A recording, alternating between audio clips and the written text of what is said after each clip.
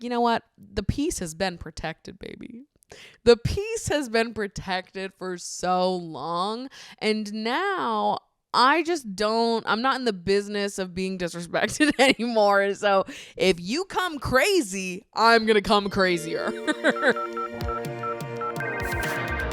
where are you? Pick up your phone. I'm going to a summer party tonight, and you're obviously invited, so call me back. Okay, love you.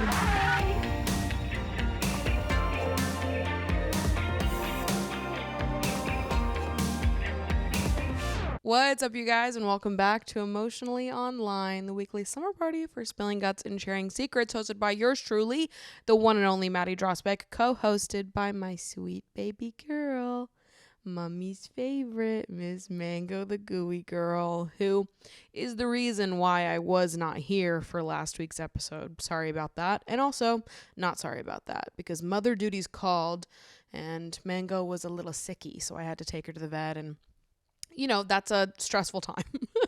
Stressful time for anyone where your cat is mysteriously sick and you don't know what's wrong. And Mango has a heart condition, so it sort of makes a lot of what could be small bits of nothing scarier. So I was not in the headspace to film a podcast for you guys. So I'm sorry about that. And also, I'm not sorry about that.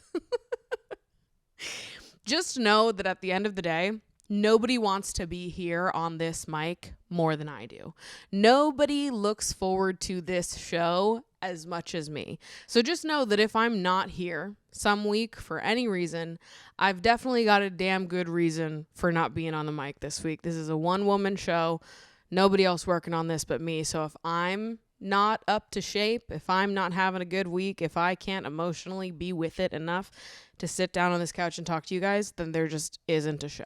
So if I'm not here, I'm either on vacation or having a mental breakdown.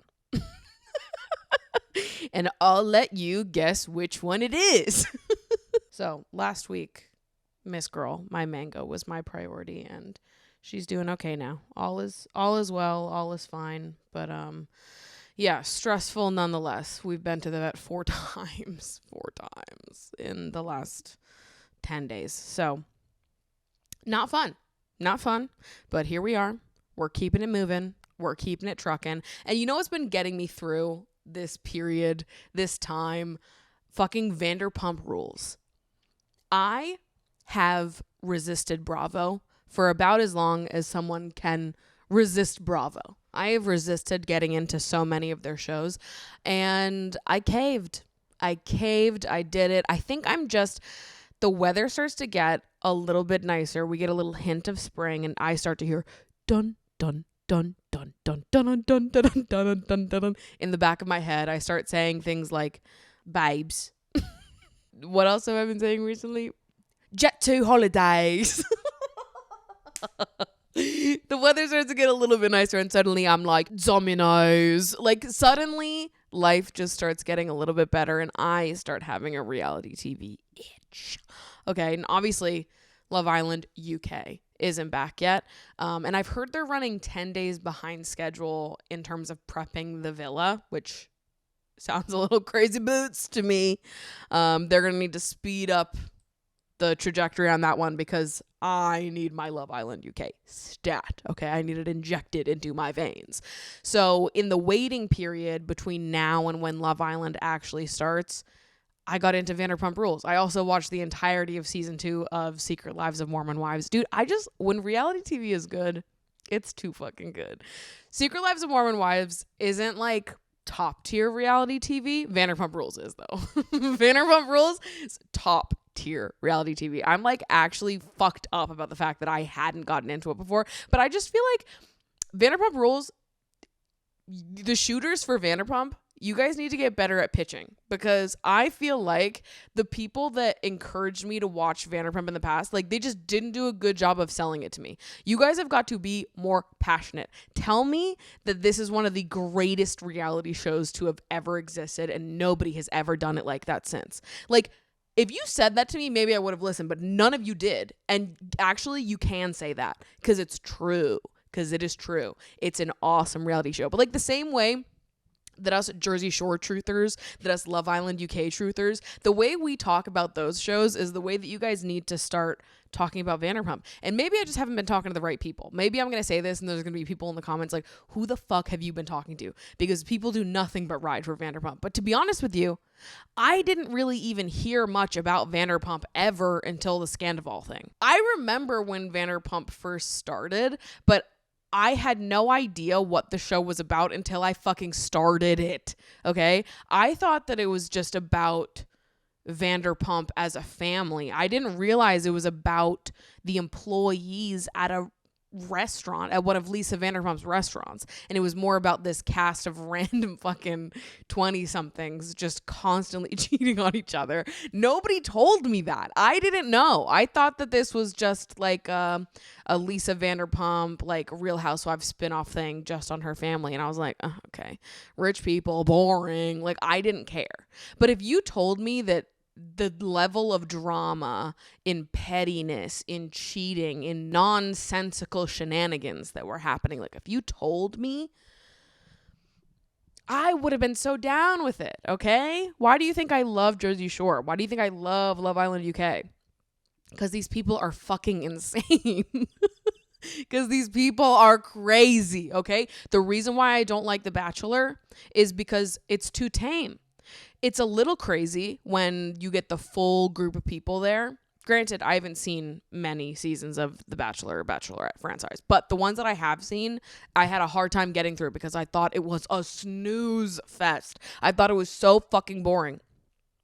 At the start, it's interesting because there's all these people, so there's more room for conflict. But as the cast dwindles down, it starts to take itself so seriously. And I'm like, dude, this is not entertaining. It's not entertaining.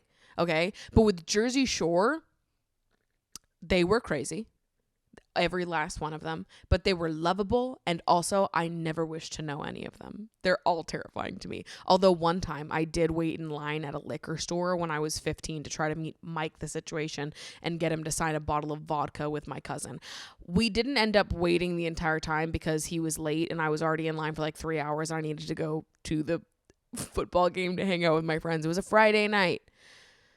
That's some lore. That's something that would only happen in 2011. I don't know why I was even allowed to be in the line with my cousin who was over the age of 21, but I was 15 and I was fully going to be like, my cousin's going to buy this bottle of vodka so that I can meet Mike the Situation. Like, how was I not terrified?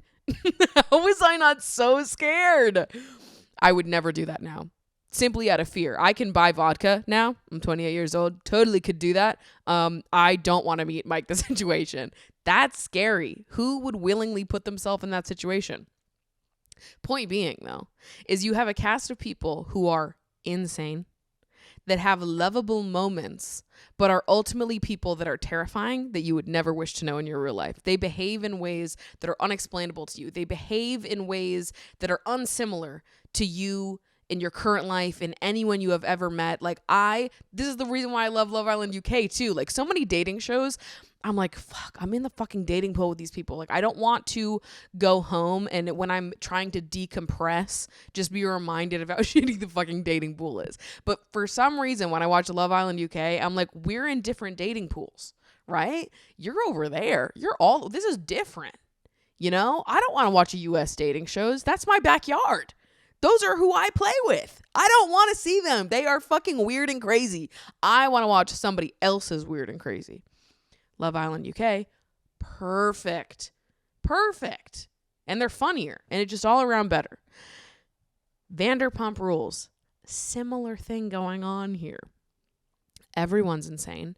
I don't wish to know any of them. They all behave in ways that I truly have never witnessed other living people behave. Like they've found some of the most diabolical people to cast for this. And every season I've watched so far, I'm in the middle of season 4 right now.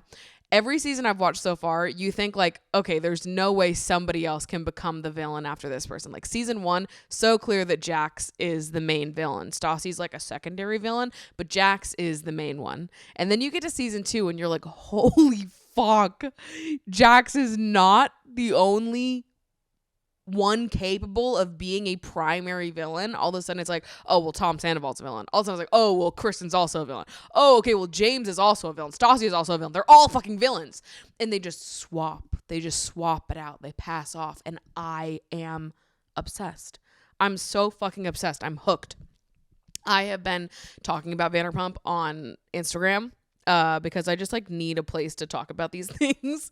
Nobody cares unless you've seen it. And then you're like having the time of your life watching me do this. And if you haven't watched Vanderpump, I think I'm doing great PR for them right now. So if you're interested in a new reality show that is 11 seasons long and done, that you can just binge in its entirety, Vanderpump, baby.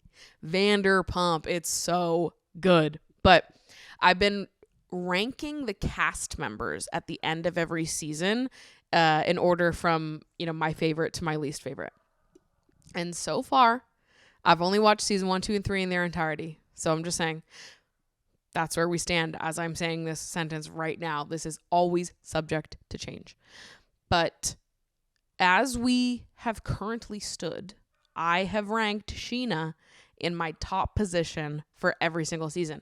I understand that this is controversial from what I've heard. I don't yet know why it is, because in the first 3 seasons, at least, Sheena is very obviously the most likable of that entire cast. She is bullied relentlessly. Season 1, Stassi, Katie, Kristen, they are so fucking mean to her that by the end of season 1, I was like, that girl could do fucking anything to those girls in return and I would back her on it, because they have treated her like dirt on the bottom of their shoe. All right. If she wants to retaliate and fight back in some way, I support it. So anytime she did or said questionable things, I was like, you know what? Fuck it. Team Sheener over here, okay? She can get in there and say whatever the fuck she wants. Stassi, though, season 1, cartoonishly mean. Cartoonishly fucking mean. That little thing that happened with Jax and Lacey May, whatever the fuck her name is. The cutie that Jax was seeing. She has a double name and she has a high-pitched voice. Her, whatever Stassi said to her via text and on the phone that she got called out for and openly admitted to, was like some of the meanest shit I've ever heard come from the mouth of a human being ever. And she owned it completely. So at some point, I started being like, Stassi is off the walls. She's so mean and just like a terrible person. But the way that she owns it and just accepts it, there's no part of her that pretends she's a better person than she actually is. She's like, yeah, I did say that with my whole chest and I would do it again. Like, it's so cartoonish that she starts to turn a corner for me and I start to like her again. So season 2 and season 3, I did start to like Stassi more. She's not in season 4, which is a major loss. She does come back though. I have heard this. I love how I'm talking about a TV show that aired literally so many years ago, like a decade ago. Anyways, but just looking at the cast for all the early seasons, Sheena is by far the most likable of them. Here's the one thing that she's been doing though that is grating on me, and it's bothered me. She's done it a little bit every season, but it's starting to get significantly worse. And it is that Sheena has at multiple points self-described herself as a guy's girl. Oh, God, why would you say that? Like, even saying it out loud in the comforts of my own home, it sends a shiver down my spine. Anyone who calls themselves a guy's girl deserves to be monitored by the government. Like, I don't trust you. If given the choice between being a guy's girl or a girl's girl, if we're going to be real binary about this shit, if you had to pick one, which would it be? And if you say guy's girl, I think that you should be executed on the spot because there's something wrong. I think it is fucked up when people call themselves guys or girls. When a woman with her whole chest is like, I'm a guy's girl, we all gasped. Every woman around the world gasped in unison. And we said, I'm going to pray for you tonight. Baby, I'm going to close my eyes and I'm going to try to telepathically send to you all the reasons why you should never say a thing like that. Oh my God, it's so painful. And I have empathy for it because the girls have been so mean to her that I understand how she could get pushed towards hanging out with the men of Vanderpump who are arguably way worse than any of the women could ever be. The narcissism that pulses through Jax's veins is crazy. He does enough for all of them. And even though he does enough for all of them, Tom Sandoval and James Kennedy are just as bad in their own right. And you know what? Schwartz is getting up there too for me. I understand how Sheena could endure those women and be like, you know what? Fuck that. Fuck all these girls who are bullying the fuck out of me. I'm a guy's girl. So bad though. But it's like, you think that she would have other women in her life that don't behave like Stassi. Like, I've never met a single woman who behaves like Stassi. Not one. Not fucking one. But fine. Let me assume that Sheena has never had another interaction with a woman other than Stassi, Katie, and Kristen. That's crazy. But if those were her 3 interactions with women, I understand how Sheena could be like, I'm a guy's girl. I'm not about all that girly shit, whatever. But like, she keeps doing it more and more. She keeps making it a bigger part of her personality. And I keep, every time I see it, being like, baby, Sheena, I love you, girl. You're number 1 on my list still. Listen, you are the most tolerable of all of them so far. The biggest crime you've committed is being a little cringe. That's fine with me. But the more you say that you're a guy's girl, the more you own that title and place it upon yourself willingly and not as an insult, the more you do that, the more likely you are to lose me. In the most recent episode that I watched, there was like some drama happening with Kristen and James and Lala, and James cheated on Kristen and lied to Lala, so she was like sort of unknowingly involved in the cheating. Anyways, they were out at some bar or club and Sheena was sort of mediating this drama, and she said something like, and you know I'm being serious because like I'm not even a feminist. And I was like, girl, sister, you're not a what? Like, I have to just be like, these people are too stupid to know what they're saying. And that's fine. And that's fine. But Sheener, baby, Sheener, you're going to lose me. You're going to lose me with this. I can't stick around. I can only defend so much. I can only stick up for so much. You're still the best out of all of them. This is still the least offensive offense of everything everyone in that cast has done so far, but we have to, keep our wits about us here. We can't be calling ourselves a guy's girl. And Lala just came in and called herself a girl's girl. So I'm like, Lala could really shake things up here. Why do I feel like Sheena and Lala are not going to get along? And also, now that Stassi's out, Sheena's like becoming the mean girl, which is also going to make me stop liking her, because I can feel bad for you when you are the bullied. But if you become the bully, all bets are off. Suddenly I'm rooting for whoever it is that you have been bullying. Listen, I get it. People go on reality TV shows and they get a little too cocky, a little too self-involved after the first few seasons. Maybe the fans like them. They're feeling good. They start to go a little off the rails. And that's that for them. And we saw that happen on The Secret Lives of Mormon Wives season 2 with Demi, who absolutely did that. At the end of the day, my favorite on Secret Lives of Mormon Wives is always going to be Taylor. No shot, no contest. It's always Taylor. I don't care what that girl does. She is the most entertaining of all of them by far. By far. Without Taylor, there would be no fucking show, and don't you forget it. And also, can I just say, I personally appreciate Taylor for her and all of her flaws because she is a woman of conviction. She will say what the fuck is on her mind. She is not a Switzerland type bitch, which I appreciate. I can't stand an opinionless type fucking person. I can't stand a middle of the road type bitch. I can't. It bothers me. It bothers me. If you can just stay in the middle, if you can remain Switzerland, remain neutral within specific topics of conversation, but for me, everything. For me, everything. But my judgment of other people is for specific situations. But like when I look at other people that are able to just like sort of stay neutral, stay Switzerland, I'm like, what happened? What happened in life that you just don't have an opinion?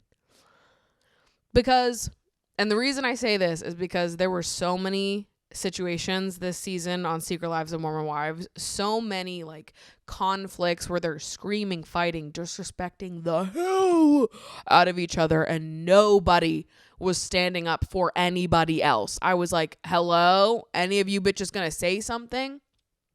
Couldn't be me.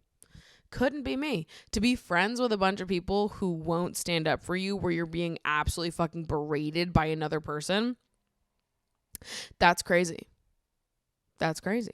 Also, not to call out Miss Layla, but when she and Taylor were on the a flight going back from whatever photo shoot they did, and Layla was like, yeah, they made a separate group chat and they're talking shit about you in it. And she showed Taylor the texts that Layla is like fully taking part in. Like Layla is in that group chat also shitting on Taylor. Like if I was Taylor, I wouldn't have let that part go. I wouldn't have been like, oh, you're good because you were honest with me. Like you fessed up about it. I would have been like, okay, freak. Like you were talking shit about me too. It's like that whole thing of, you know, why does someone feel comfortable talking shit about me to you as my friend?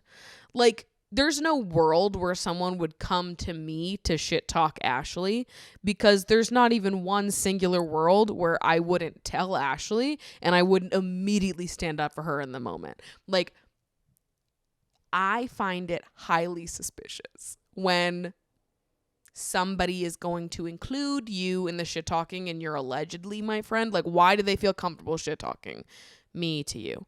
Why were you involved in this group chat? Why did they feel comfortable adding you to it? And I get maybe it's different with like the friend group dynamic of it all, but still I thought it was weird. I was like, okay, good for Layla for like telling Taylor, but not good enough because she was involved in it too. And then when push came to shove and the fight started happening in front of everyone's faces, and Layla was like, yeah, I'm going to stand up for you. I'll be on your side. And then she said nothing. It was crickets. I'm like, that is the most annoying thing to me. That is the most annoying thing to me. How are you just going to stay silent when your friend is being berated? And then at the end of it all, it seemed like they all took Taylor's side and Demi stormed out. So it's like, okay, so you were on Taylor's side. You just were going to let her get into those arguments all on her own and not stand up for her and let Demi believe that she was totally in the right for all of that. Like, okay, fine. Protect your own peace. Fine. And also, what happened to riding for the besties? What happened to it? I feel like, yes, protect our peace. And also, sometimes you gotta be a bitch. Sometimes being a bitch is necessary. And that's how I felt watching Secret Lives of Mormon Wives. I also just feel like maybe it's mimicking the current path of my own life, where I'm like, you know what? The peace has been protected, baby. The peace has been protected for so long. And now I'm not in the business of being disrespected anymore. So if you come crazy, I'm going to come crazier because I'm done with that. I'm done with all that. All right. So your hate comments are no longer safe anymore. I might let loose in those comment sections every now and again. Listen up. I can get crazy with it. I can get crazy with it every now and then. Because I know you're not talking to me. I know it wasn't me you thought you were talking to. Right. That's what I thought. Sometimes you got to be a bitch. Sometimes you just got to fight a little bit when someone's being disrespectful. That's fine. and also stand up for your friends. And they say that reality TV is substanceless. They say that you can't learn things by watching reality TV. Oh, how little they know. Oh, how little they know the glories, the absolute joys of reality TV. Fuck. Okay. So I'm very into Bravo right now, in conclusion. And I've been posting all of my Vanderpump reflections over on Instagram. And I put it in a saved highlight in case you care.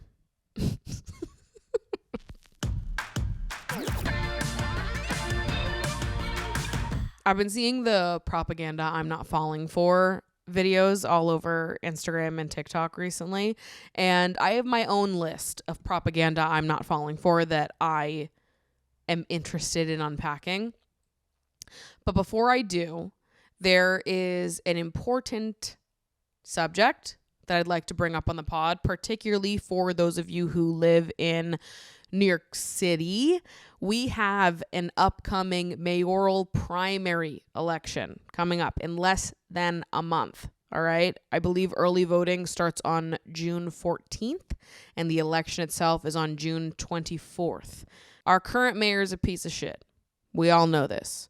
Right now, Andrew Cuomo is leading the race in terms of who our next mayor will be. Andrew Cuomo is also a piece of shit. These are two people, Eric Adams and Andrew Cuomo, that do not give a fuck about the average everyday New Yorker.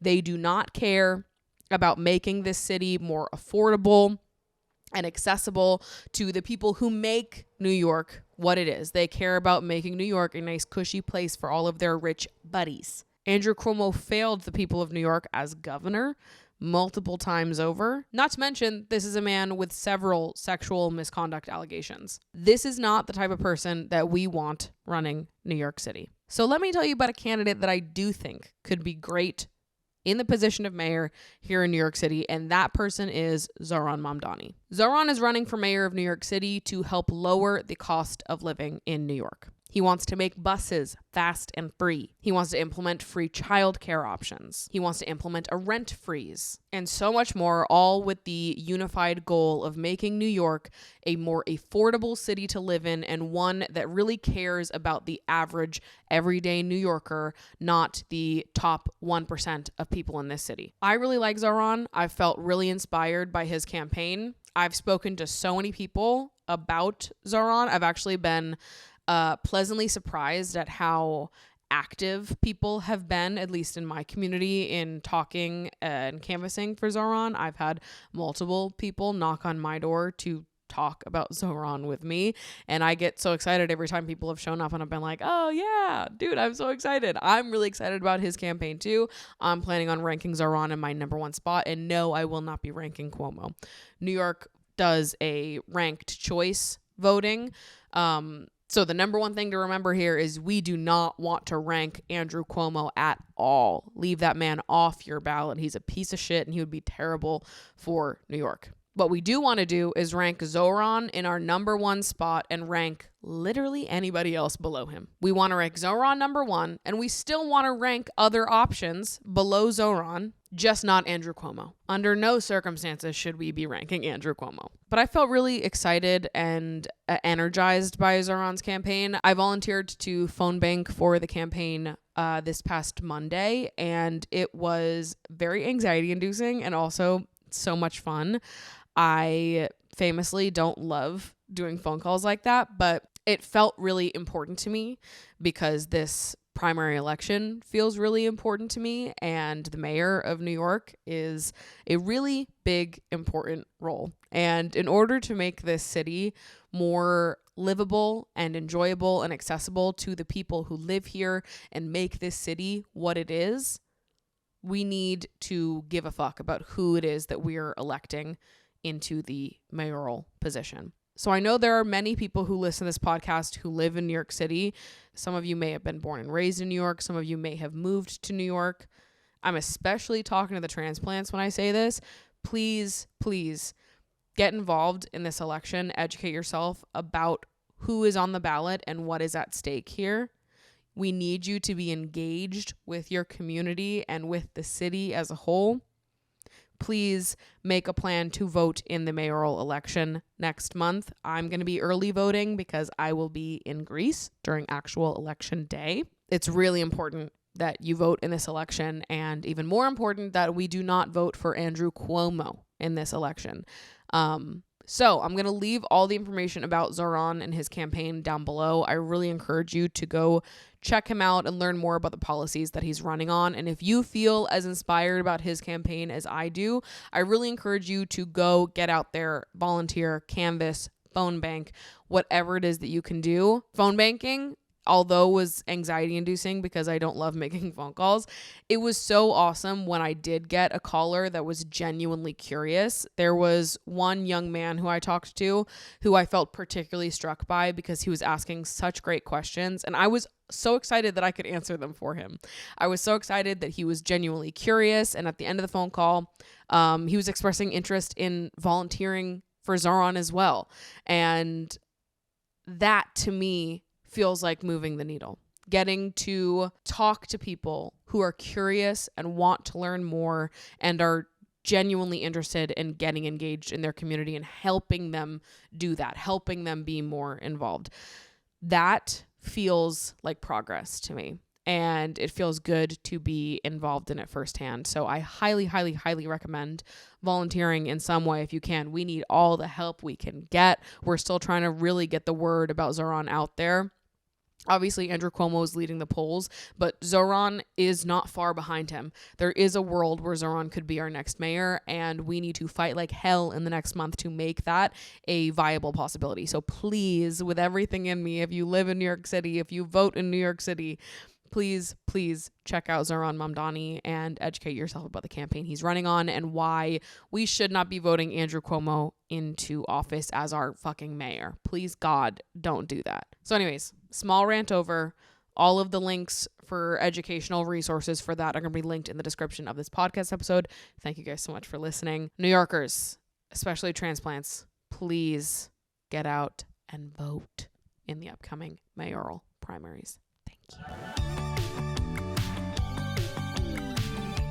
Okay, propaganda I'm not falling for. I've been adding to this list over the course of the last week as more things have come to my brain, and I'm sure I'm going to keep adding to it because it's honestly, I don't have that many here so far. So this is just going to be like a running note on my phone, and as I have more, I'll update you guys. Listen, I'll keep you in the loop. More propaganda I've decided I'm not falling for. So here's my premiere list though. The start of something new. Okay. Number one piece of propaganda I'm not falling for is, of course, the normalization of AI. This is actually all I talk about in therapy these days. I get on my call and I'm like, hey, I'm having a panic attack about AI and how cool everyone seems to fucking be with it. And I talk and talk and talk, and talking actually doesn't make me feel better. Talk therapy, not helping with my anger about AI. I just feel like at a loss about it. I feel deep panic and sadness about it, and a very deep rage about it, really, over everything else. I'm finding it hard to have measured reactions when people casually bring up using AI. I definitely got a little spicy with my parents who visited me this past weekend because my mom was like asking ChatGPT to look at moles and tell her if they were fucking cancerous. I'm like, first of fucking all, let's not do that. Let's not do that. Okay. Miss Anne Michelle with her doctorate in WebMD. Let's not do that. ChatGPT does not fucking know. Go to the doctor. Hey, go to the fucking doctor if you're concerned about a mole. It just is. I feel like a lot of my rage around AI is centered on people using it for creative purposes, but it's also sending me down a spiral for people who just use it as a fucking search engine too. I think it is unbelievably bad that we're letting AI become this integrated into our day-to-day lives. But I feel more anger and rage towards the use of AI for anything creative. When people use it to spit out video ideas, podcast topics, essay topics, poetry prompts, whatever it is, to use it for some kind of creative output, whether it's giving you an entire outline or just like an initial idea to jump off of. I don't care. I think it's bad. I think that AI is making people uncomfortable with sitting in the unknown, and that is bad. It is so bad for creativity. Here's the thing. We need periods of creative lulls in order to have the creative highs. We need periods in life where we are uninspired. We need that. You might be uncomfortable with it, but we need it. It is so much better if you don't have an idea, if you don't know what to talk about this week on your podcast, if you don't know what kind of video you want to make, what kind of TikTok you want to make. I don't care what it is. You don't know what you want to make, but you just know deep inside you that you have an urge to create. That's good. You have the urge to create. Awesome. Good thing. The reaction to that urge and that unknown of how you want to channel that energy is not to ask ChatGPT for the answer. Like, it actually makes me feel so hopeless to try to explain. Like, I feel panicked about that. I don't know if you can tell in my voice, but when people say things like that, it actually like ignites a panic in me, because I'm like, you are so close to losing the plot entirely and you don't even know it. You are so close to losing access to the creative part of you, and you are like, la-di-da about it. It is sending me to Mars. You need to let yourself be uninspired. You need to let yourself be uninspired and go out and live your life and let life inspire you. It's okay that you don't know what you want to make a video about, that you don't know what to talk about in your podcast this week, that you don't have an idea for what the next poem you want to write should be about. That is okay. You have to go out and let life inspire you. Let the unknown inspire you. Think of it as a blank slate. Don't you want to fill in the gaps yourself? Why would you let AI tell you how to fill in those gaps? Does that not make you feel like you're giving up a part of your creative self? Because it would make me feel like I was giving up a part of my creative self. And don't you feel protective of your creative self? Don't you want to preserve that part of you? Why the fuck would we let AI decide for us all of these things? I just think that it's like this culture of convenience that is stripping us of the very conflict and uncomfortable pits that make us so creative, that make life so great. It's like we're sterilizing ourselves, and it is terrifying. It is terrifying to me how comfortable people are with sterilizing this part of themselves in pursuit of convenience and easy answers. I think it's bad. I don't give a fuck that ChatGPT can come up with it quicker than I can. I care more about my own soul and heart and being creative and infusing that into everything I do. I care more about the process of letting myself experience my creativity myself rather than just being fucking efficient with it. I will be slow for the rest of my fucking life and take my time with shit over letting AI do it for me in the name of being fast. Fuck that. Fuck that. And honestly, most of the time, I think that the answers that ChatGPT comes up with are not as good as the ones that you could come up with yourself. I don't think the ideas are as good, the concepts are as good. I'm never going to believe that. Okay? I believe that creativity is a human thing that AI can't replicate. But even if in some stretch in time, a couple months from now, a year from now, AI does start spitting out ideas that maybe I would deem as being good, and I would think that those are good creative outputs. Even if it did start doing my job better than me, I still wouldn't fucking use it. I still wouldn't fucking use it because I care about me. I care about my experience on this fucking planet being a creative person. I care about my creative integrity. It would just to me, it feels like you're just throwing it all in the trash. You're throwing your own potential in the trash when you deny yourself the opportunity to sit in the discomfort of not having a fucking idea and just going to ChatGPT to solve that for you. It brings me into a panic. It brings me into a fucking panic.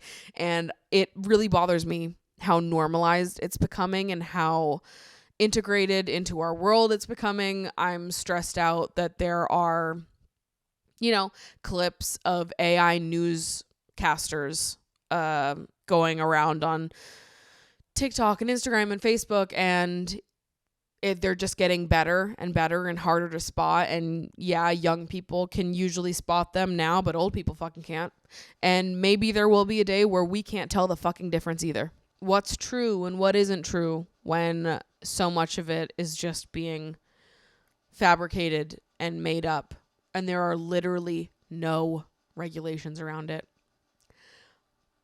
I can't even talk about it more because it's pissing me off, but for every TikTok or Instagram video that I see where someone's like, if you're not using ChatGPT, you're falling behind, I want to stab myself in the eye with a fork. I do.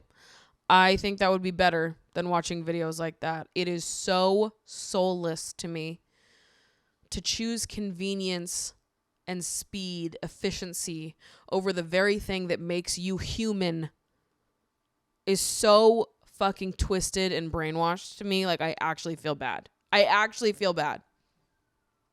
I'm scared.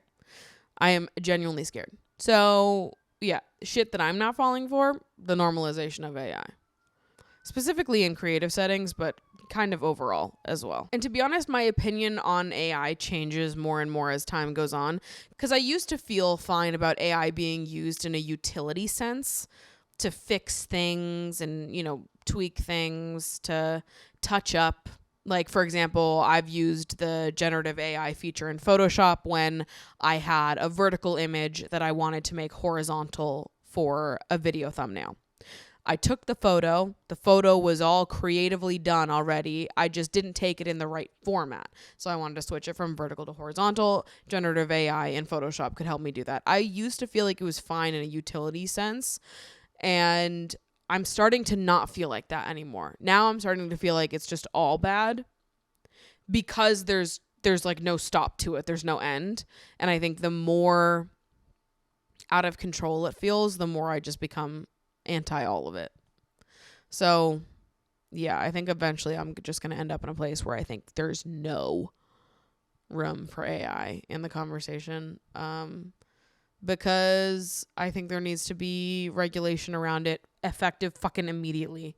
And I think that a lot of people need to look inwards and ask themselves why it is that they feel more inclined to lean on a robot than lean on themselves. But that's just me, I guess. Sorry. Got a little crazy there for a second. Next thing on my list, chin lipo. Fucking easy. Chin lipo has been on my list for fucking ever. Famously, I block anyone who gets chin lipo because I don't want to see that. I will never fall for it. And that's that on that. You can't convince me that having a soft neck and a double chin and a soft jawline isn't the most cutie pie thing ever. And fuck you for trying to take that away from me, okay? Chin lipo, down with chin lipo. Really, you could put many cosmetic procedures on this list, but chin lipo just feels like the one that is the most prevalent, top of my mind. Not fucking falling for it. You can't convince me that this shit isn't fucking glorious and exactly what bitches would have been scrambling to paint back in the Renaissance era, okay? You couldn't convince me of that. This next one is going to come as no surprise to anyone, but playing it cool as a method of dating, not falling for it. Never falling for it. Playing it cool has to be the worst method of dating. Playing it cool for why? For what? For who? Denying yourself the ability to step into 100% of you in the name of someone else thinking you're fucking cool. But really, they're not even thinking that you're cool. They're thinking this characterization, this, Oscar award winning performance of you is cool. And I think in the end, it just makes you feel worse about yourself, because if people only love you, if you convince yourself that people only love you when you're playing this characterized version of yourself, yeah, you're going to end up in a not so good place. Eventually, you're going to just fucking hate yourself. So don't play it cool. No playing it cool. Show up as 100% yourself. And if you're too weird, if you're too crazy, if you're too out there, if you're too loud, you're too emotional, you're too sensitive, you're too whatever, I don't care what it is. If you're too much of anything, good, because they weren't enough for you, and now you know.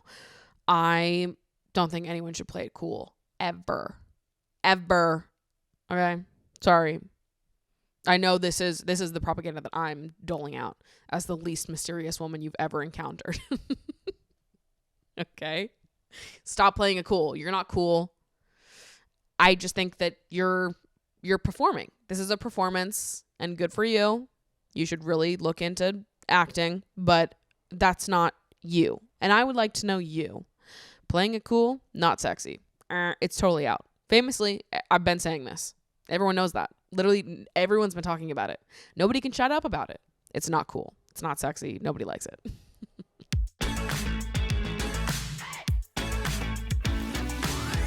Okay, next one. And this one actually fires me up.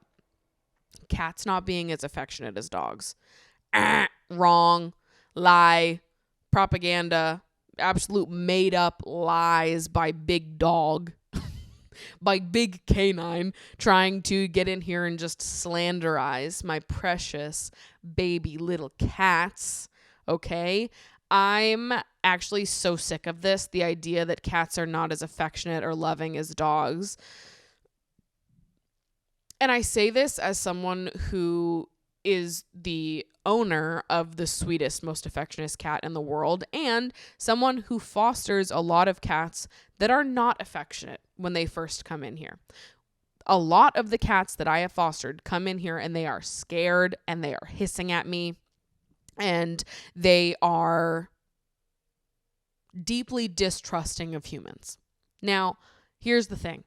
If you don't help to socialize cats like that, it's possible that they will hate humans forever. And it will be of no fault of their own, okay? Because it's a self-protection thing. That is what they've learned. And if they don't have someone to help socialize them and help them learn to trust and slowly work with them one by one to build that, then yeah, they probably will be hissy and distrusting of humans forever. But that's not their fucking fault. It's yours, you fucko, because you didn't look into how to properly socialize them or how to actually care for cats. You just adopted an animal because you thought it was really cute and didn't look into any of the background of how to actually care for that animal. Fuck you. Cats are just as affectionate as dogs. I just think that they are oftentimes more neglected than dogs are. I think oftentimes people just adopt cats because they think they are these hyper independent creatures that don't need a lot of your time and energy. They adopt these cats, particularly when they're young, because they're just so small and cute. They neglect the fuck out of them because they say that they're just so independent and they don't really need a lot. And then the cat naturally just doesn't fucking like you and doesn't trust other humans as a result. So, you know what? And that's not to say that there aren't some cats that can be assholes. Cats have a range of personalities, the same way dogs do, right? But dogs don't have a reputation for being unaffectionate the way that fucking cats do. And that's not the fault of the cats. It's the fault of the fuck-ass owners. I'm just saying. It's not the cat's fault. It's never the cat's fucking fault. It's your fault. It's your fault. It's your fault. It's not the cat's. It actually pisses me off that anybody could not give Mango her flowers. She loves me so well. She loves me better than half the fucking people I've known in this lifetime. That cat has a heart 30 times the size of her goddamn body, okay? She loves me so much, and I love her so much. And I feel anger at the idea that anyone thinks that the capacity that this little angel has for love is somehow not up to snuff. That makes me angry. And also, it makes me mad on behalf of the fosters too, because I have seen in all of the fosters that have come to me, they come so scared and distrusting of people and, hissy and all of these things. And then they leave sweethearts. Little by little, we get them to warm up and open up, and it's beautiful. And it's hard work. And they are so teeny tiny and brave to trust big ol' scary me towering feet above them. The fact that they have the capacity to warm up to humans after having a rough beginning, after being so scared and not understanding what's going on, it is a beautiful and wonderful thing. And literally fuck anyone who doesn't put in the effort to let these cats blossom and come out of their shells and be properly socialized because they're convinced that cats are so independent and just don't fucking need a lot. That's wrong. They do. And they're just as affectionate as dogs are. Perhaps it's an owner problem. That's my theory, at least. This next one may be controversial. I don't really know, but coconut water. That shit tastes like ass. Who's lying about this? Who is lying to who? And why are you telling me that coconut water tastes good? It does not. It does not. Coconut water? Cheeks. It tastes like I threw up in my mouth. I can't swallow it. It's so bad. Stop lying. Coconut water tastes bad. Okay, next up, propaganda I'm not falling for. Preventative Botox. What the fuck are we preventing? Riddle me this. What are we preventing? The possibility of a wrinkle, of aging, of the very normal, very expected thing where you don't look the same as you did when you were 22, when you're 57. Yes, actually, I have no desire to look 22 when I'm 57. I hope when I'm 57, I look, you guessed it, 57. I don't need to run away from my future self. I actually welcome her with open arms. I think that she's going to be beautiful. I think that age will look beautiful on her. I am not preventing anything. I'm not preemptively getting rid of a version of myself that doesn't even exist yet. How do you know that you won't love yourself with wrinkles? How do you know that you wouldn't love yourself as a 57-year-old? You're not even going to give yourself the chance to figure it out. You're just going to prevent all of it from ever happening. You might feel the sexiest you've ever felt in your 40s, in your 50s, in your 60s. Who's to fucking say? You're just never going to give yourself the opportunity to know that? Preventative? Yeah, just don't get it. What are we preventing? And explain it without sounding like an asshole. I got you there. I got you there, didn't I? Okay, next one, also deeply controversial to some and totally not controversial to me. This is like, you know, written into the rule book when you enter my virtual space, which is that hot workout classes are fucking bad. Propaganda I'm not falling for, hot workout classes. Why would I want to do that? Why would I want to work out and torture myself in the process? Like, I'm all about joyful movement and finding movement that feels fun to you. I'm not convinced that anyone who does hot workout classes is having fun. I'm convinced you guys are just masochists. Like, I don't know. I don't understand how we can be having fun while I feel like, you know, my heart is beating so fast, my whole fucking chest is about to cave in. I don't understand how that's fun. Imagine this. You do yoga, except you feel like you're going to die the whole time. Imagine this. You take a dance class, except the room is so hot you feel like you're inhaling water every time you take a breath. Like, there's just no way that you guys are going to convince me that shit is fun. I like to have fun and feel joy when I move my body, not fear. Thank you. Thank you so much. I don't actually want to be afraid in my workout class, but appreciate the offer. I will be keeping the room at a very normal, if not cold temperature, ideally. Okay, next up, frequent hair washing being bad for your hair. I'm not falling for it.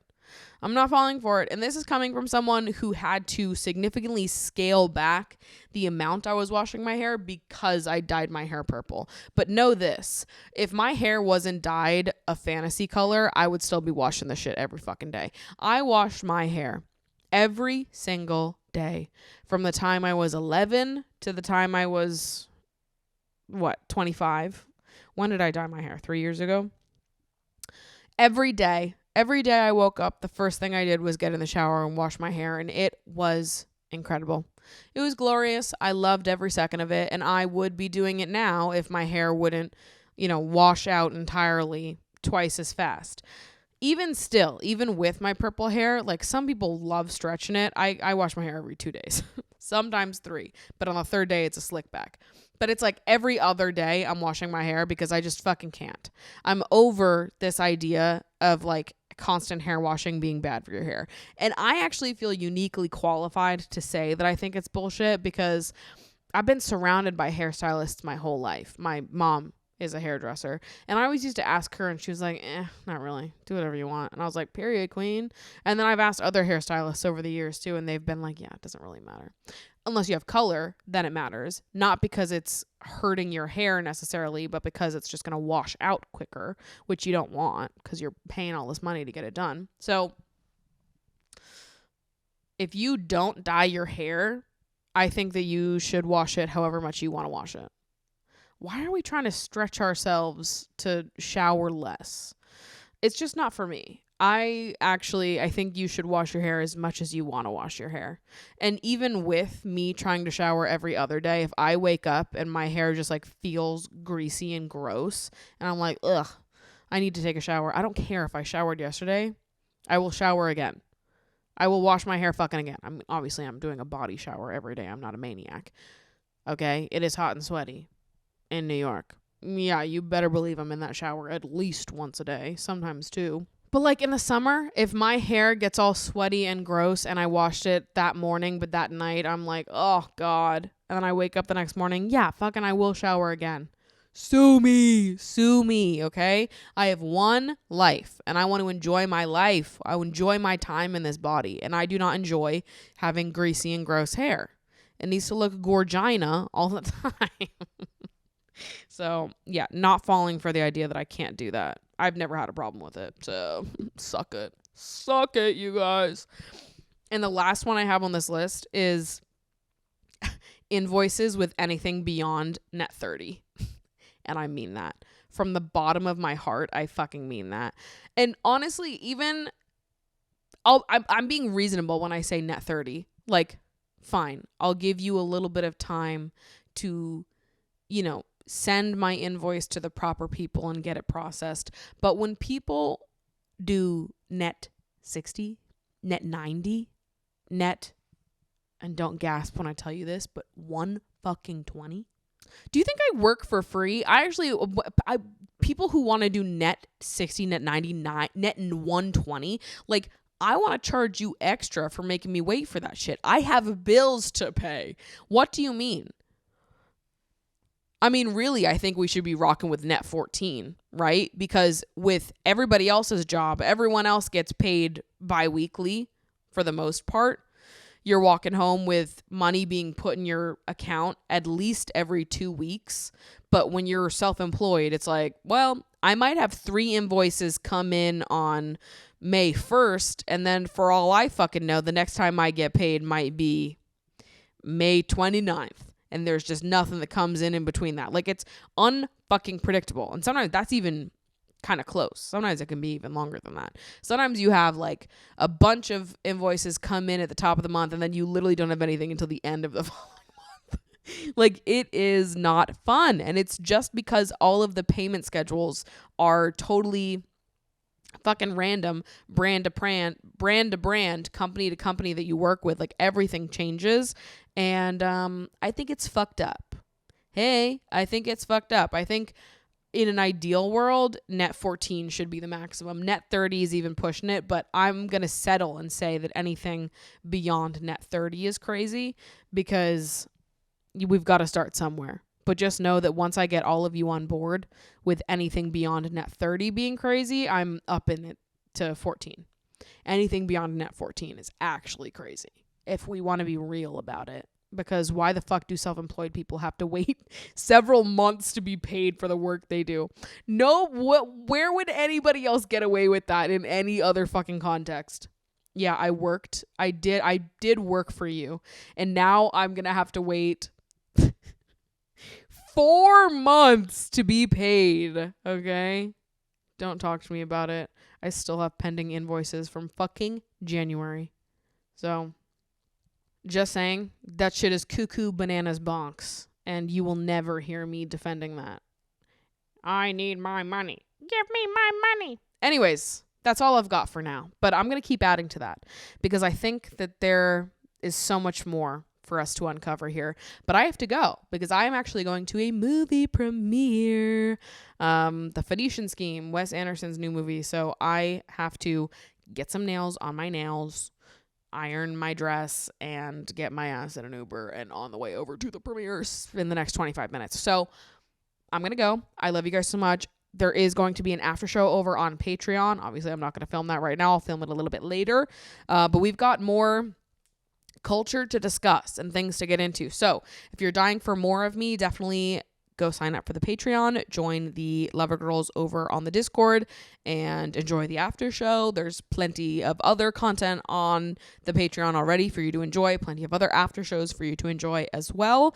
And of course, you can follow me at Maddie Drosbeck on my other social media pages if you missed me when I'm gone. I love you guys so much. I will see you in next week's episode. Goodbye.